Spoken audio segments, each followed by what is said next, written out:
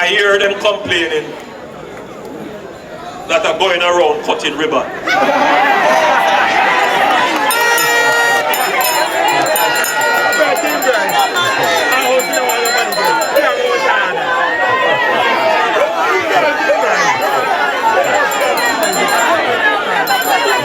I hear them complaining.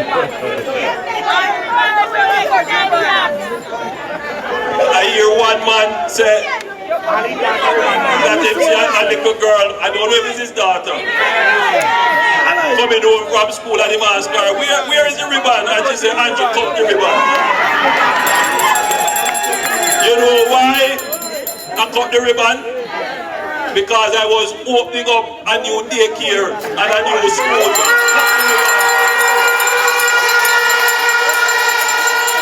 That's where his daughter was. And I cut the ribbon at the school. So I am cutting ribbon at school, daycare, everywhere.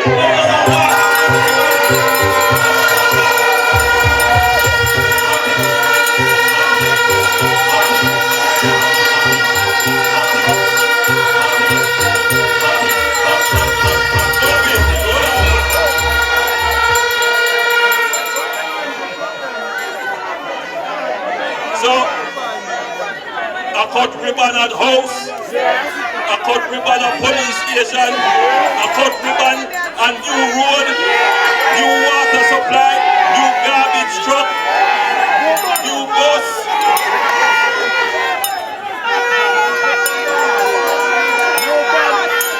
Follow me, follow me, follow me. You can't cut ribbon unless it's something that you're building. You can't cut ribbon unless it's something. Member of Parliament, a loving, caring woman who understands your pain and who is going to be standing with you throughout the end of time. Tamika Davis. Blessings. You know, in Jamaica, and especially the advent of social media, which is being used in an illicit way, the opposition party think that they should oppose everything that the government does. And this government has been doing so many tremendous programs for the people of Jamaica. And you know, as an educator, we are at Green Island Prime Minister, I must say that sometimes it's good when people chat too much, you know. Because them go touch a wrong topic of the school bus where they're impacting on the lives of every single Jamaican. And when they do that, guess what they say to them? Listen, stop blowing. All me have to say to them, say, cut mouth, kill cat. Argument done. We're going to be having a presentation to our Honorable Prime Minister from a very important man. A veteran. And you know, when our ancestors join us, you know, when we are surrounded by our ancestors, no harm can befall us, no harm can touch us. And so I'm inviting Mr. Williams to come forward and make a presentation to our Honorable Prime Minister. Where is he? Want to know this man? Want to know this man?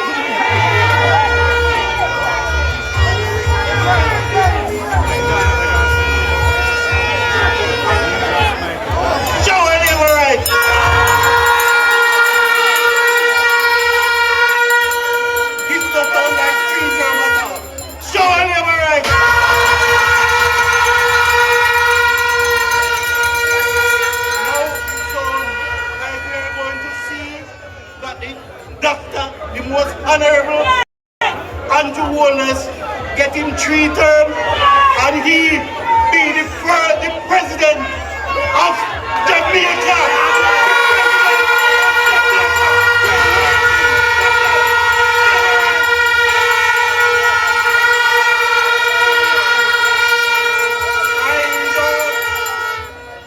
As a slave boy, me no want to see Malta come again.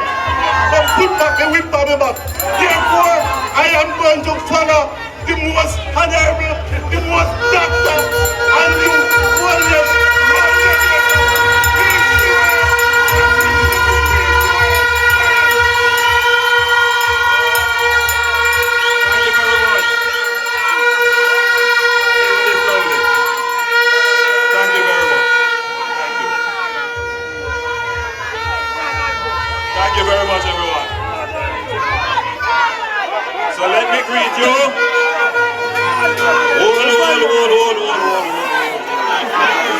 down the hand a little bit. Hold on, hold on. Quiet, quiet, quiet, quiet. Quiet, quiet, quiet. Quiet. Allow me to greet you.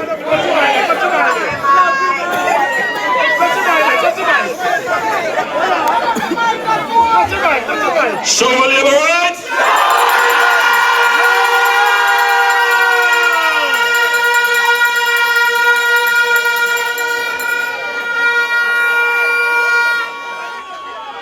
Showers of blessings liberate! Alright. You know, hold on now. Look here, DJ. Hold on, man. Oh, you hear my voice a little bit hoarse because I've been having so many meetings, talking to so many Jamaicans all around. When I hit the stage, you know, all gimmicks done.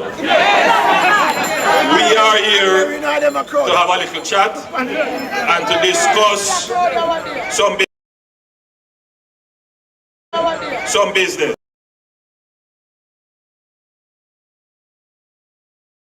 Meaning in the politics. Yes. You must be able to go back to your community with something substantial. And I always examine the crowds to see who are the people following. And our crowd, we have our seniors, our long-time labor rights. We have our working people, and you can see them. We have people who are labor rights, yes, but they're not die hard. They want to hear what is the policy of the party, what the party commits to do, and they are the ones that are critical. You have a lot of young people. As I survey the audience, I see a lot of young people. Young people there. Some of them hang off to the corner. I see some of them over there, some of them up there.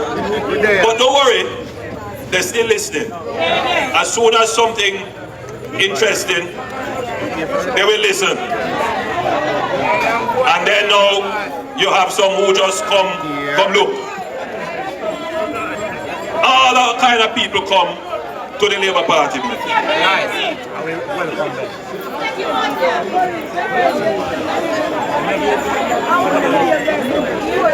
All kind of people. This is what I tell you about. Some of them just come to swipe while we meeting. But we don't pay them no mind. So, before I go on with my presentation to you, I want to bring up back your lovely Member of Parliament, Tamika Davis.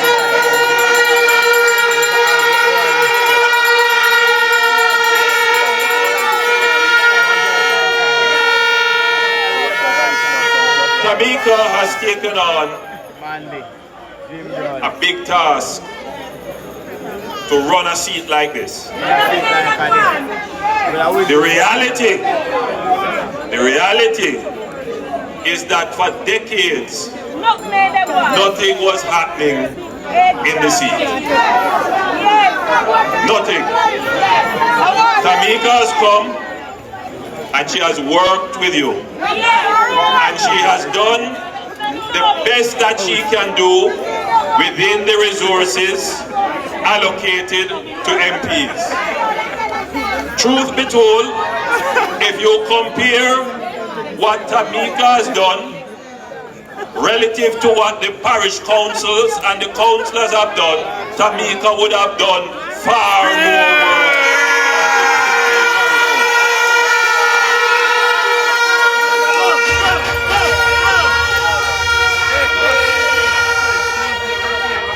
more work. And you can see the value of the work that she has done. You can see it in the roads that she has done. You see it in the water supply. You see it in the new sport facility she has done, what's it called, the Lord's Playfield, and numerous other projects that she has done. But tonight I want to tell you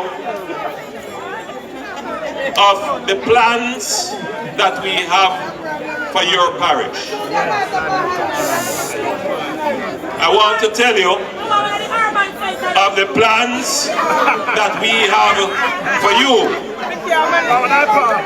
So I want to borrow your ears and your attention for a few minutes.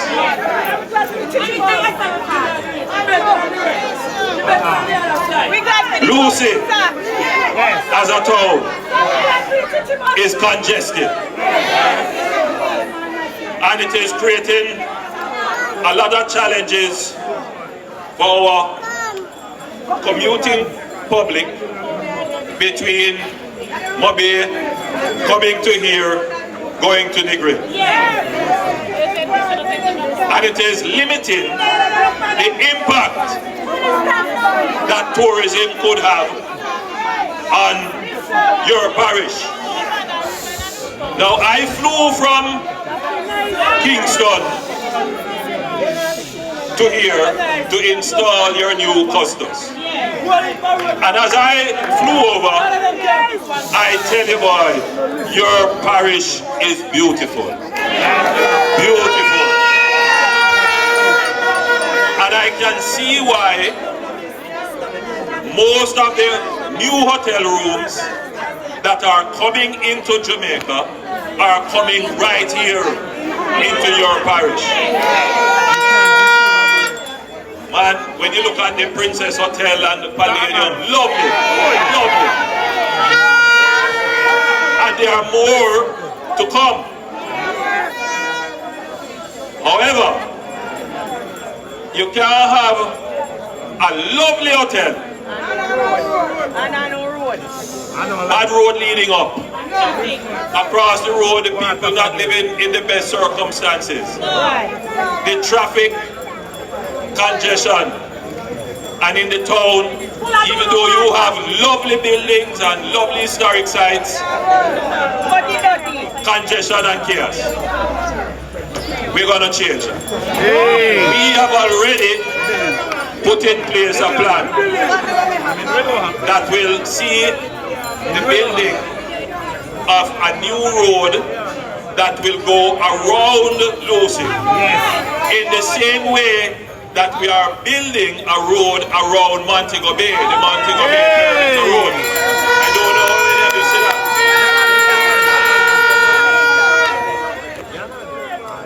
With that, once we do that road, we are going to open up new lands. And then we will be able to build new housing developments in the area.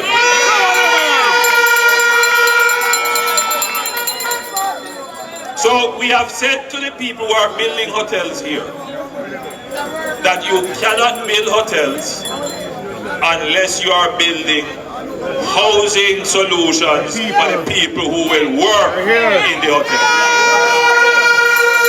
So if you notice the hotel here that is built, they build housing facility. Yeah, 500. So yes, we want housing for the staff, but we also want housing for the people. Because not all the hotels will be able to build staff facilities.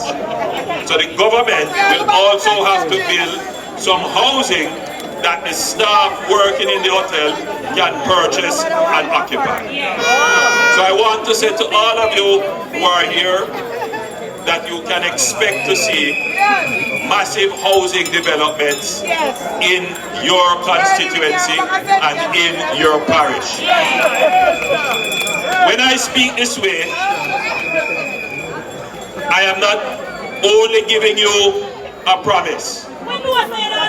You know why? Because you would have seen the works that we have done. We are going to build an urban center for Lucea. We are going to upgrade your parish capital. that we have built an urban center, the Morant Bay Urban Center. Lovely place. In the same way, we have brought a road there.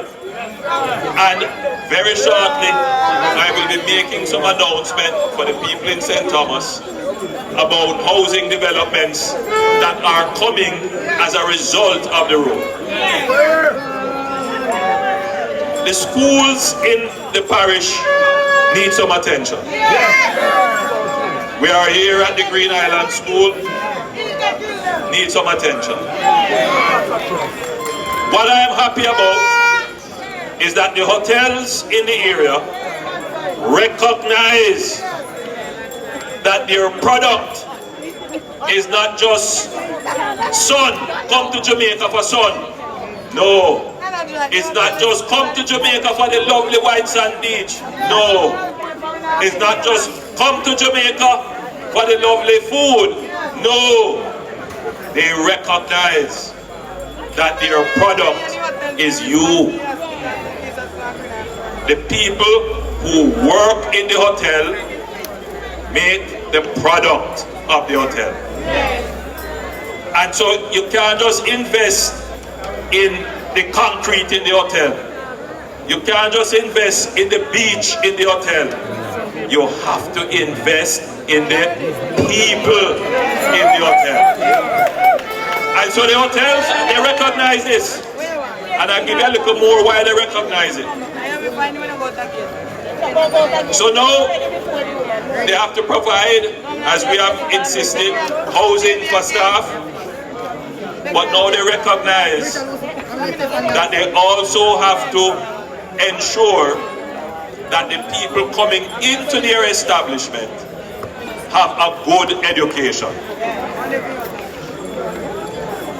Why you all listen to me now, 10 years ago, listen to me carefully, everybody. 10 years ago, the unemployment rate was 13%. It meant that if 100 persons were gathered anywhere, it is likely that 13 of them were unemployed. Today, the unemployment rate is at 3.3%, the lowest in the history of Jamaica. What it means, listen to me, man, listen to me carefully. What it means is that if 100 Jamaicans were gathered between 16 and 60, able-bodied and willing to work, only 3 of them on average would not be employed. It means that there is heavy competition among firms for workers. The people who are not employed now, the challenge that they have is that they need to get a little bit more skill, because the hotels are the construction company, the security company, they are looking for people who have a certain level of training. And so what they recognize is that they must now invest in our schools for our schools to turn out the children with the required level of training. So I know that the hotel across the street is partnering with this school because it is in their interest to partner with the school. What we are going to be doing as a government is ensuring that all of the hotels, all of the businesses are partnering with our schools to make sure that our children know from the start that they have a purpose in life. They have a job waiting for them when they graduate and leave school. We are going to ensure that every single Jamaican child understands that they have a purpose in life. That they don't have to turn out to be a chopper. They don't have to turn out to sit down on the street corner and do nothing. They know that all of them have a purpose in life. I know that a lot of you here have these concerns. Your road, your water, cost of living, your street light, and your stoplight coming right here, so you see another one.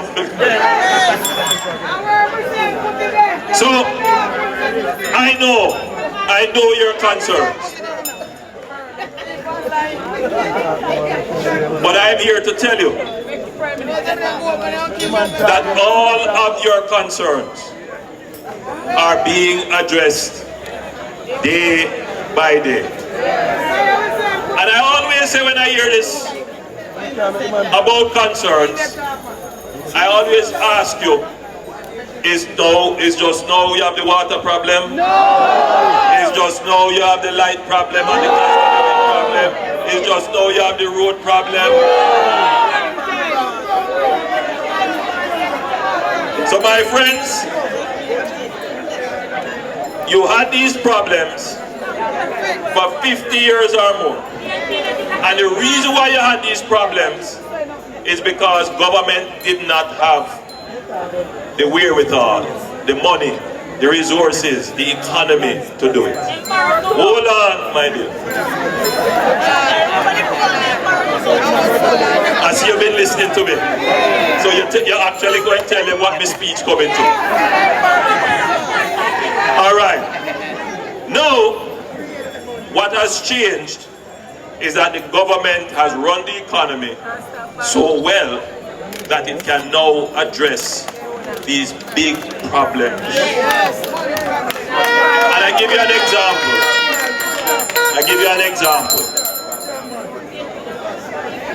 For many years, Hanover suffered from a high murder rate. Tamika told you that you're seeing the murder rate coming down and you're seeing community spirits re-emerging. The community is getting stronger. And the reason for that, listen to me. I see members of the security forces here. The reason for that, yes, the police force has stepped up their operations and their tactics. But we have spent over the last 10 years almost $90 billion on national security. Building new police stations, changing their kit and their gear, putting in proper mobility, transportation, communication, and changing quite a bit of their doctrine, meaning the way in which they think and behave. Improving their intelligence gathering, improving their investigative skills, and it is working. It is working. Now, we have committed to spend over $20 billion. We're not committed now, it is done. We are going to be spending now over $20 billion to finally solve the water problem in Hanover, Westmoreland, St. James, and parts of Geelong.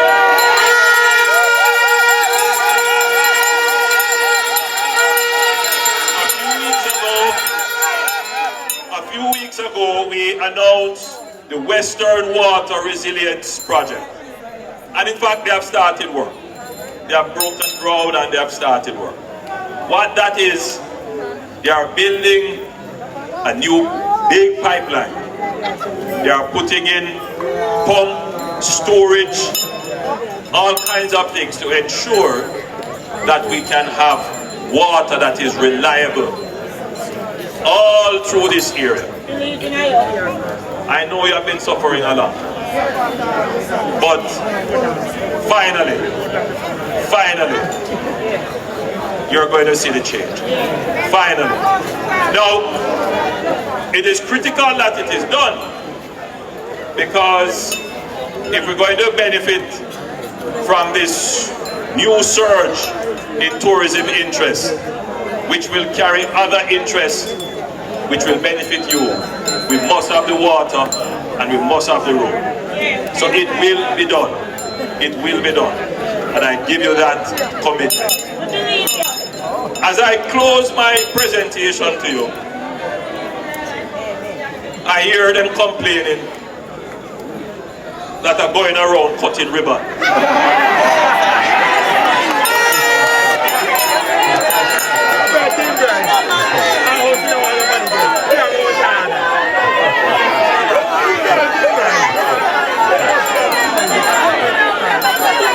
I hear them complaining.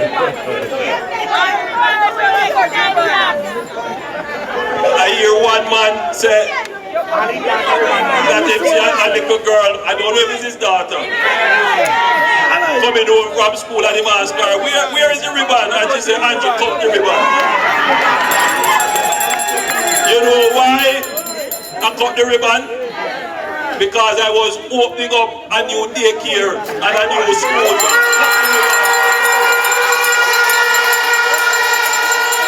That's where his daughter was. And I cut the ribbon at the school. So I am cutting ribbon at school, daycare, everywhere.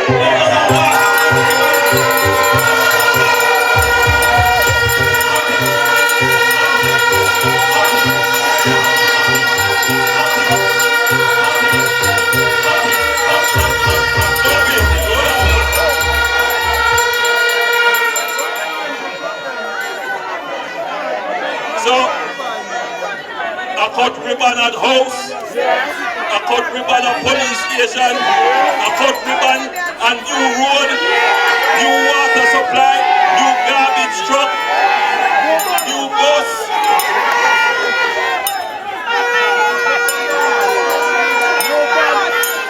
Follow me, follow me, follow me. You can't cut ribbon unless it's something that you're building. You can't cut ribbon unless it's something that has been built. You can't cut ribbon unless it's something that you're opening. You can't cut ribbon unless it's something new. So when you quarrel, say me a built thing, say me a open thing.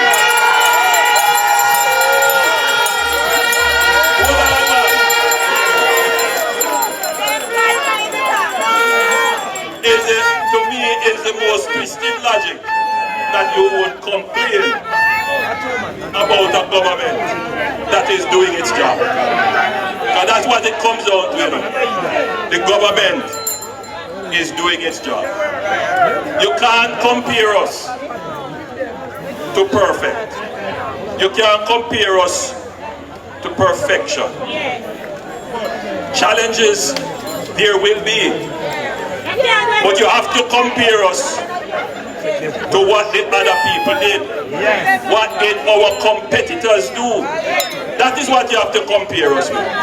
So you can't compare us to perfect, but if you compare us to the alternative, it is clear that we are better than the PNP. We are better than the PNP, and we will always do better than the PNP.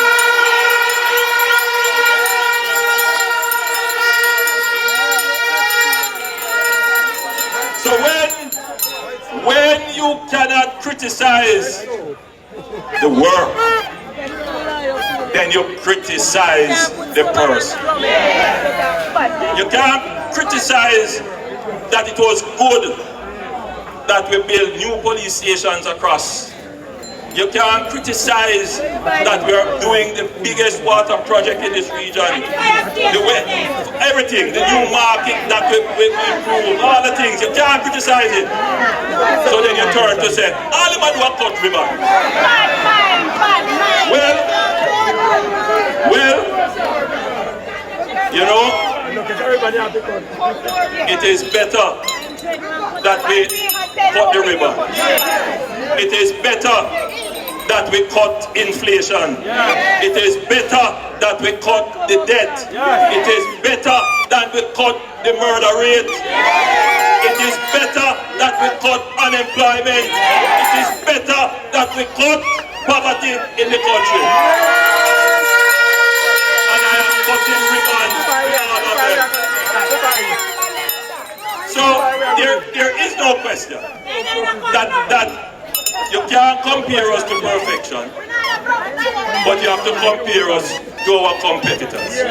And if you compare us to the competitors, we have done far better. So, workers of the Jamaica Labour Party who are here, the young people who are here, the people who have come to spy on our meetings, to see what is there and take back a report.